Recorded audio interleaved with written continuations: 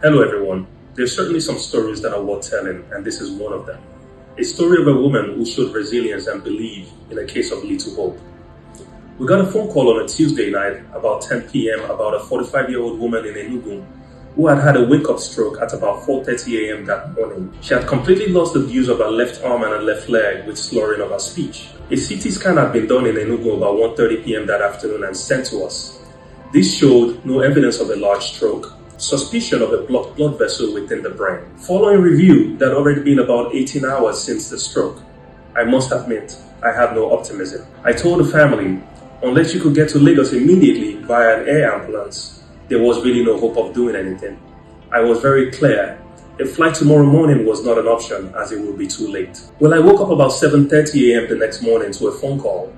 We're nearly in Lagos, Doc. They are driven overnight all the way from Enugu to Lagos. At least, Doc, do the test and confirm there's really nothing to do. Well, it was about 11:45 a.m. by the time they made it to the hospital. And now it was nearly 32 hours since her symptoms began.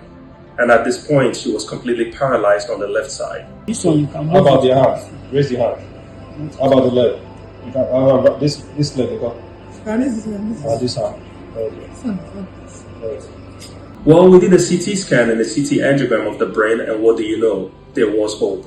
There was enough brain left to salvage. We sprung into action and went into the artery in the groin, and went into the brain with a catheter to do a procedure called a mechanical thrombectomy, which is a procedure done to remove clot from a blocked blood vessel within the brain. We successfully removed that clot.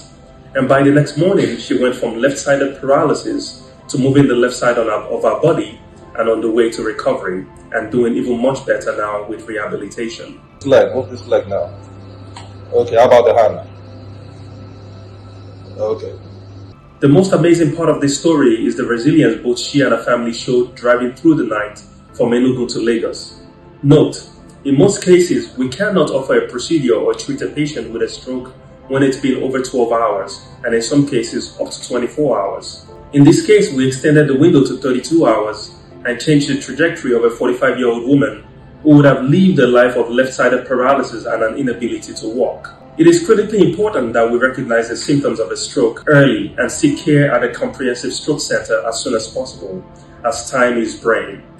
Brain cells are rapidly lost every minute, leading to irreversible damage when nothing is done early. You need to understand that treatment options do exist to treat a stroke and reverse brain damage if it presents early enough. To learn more about the symptoms of a stroke and treatment options, visit the Lagos Center for Endovascular Neurosurgery page at irdocnigeria.org. Of the working frame, a very good improvement. I'm really impressed. I have joy in my heart seeing her even making this step. So though the physio have not given a go ahead, but out of her stubbornness, she's still doing that. But that's where we are now. We praise God. Thank you all.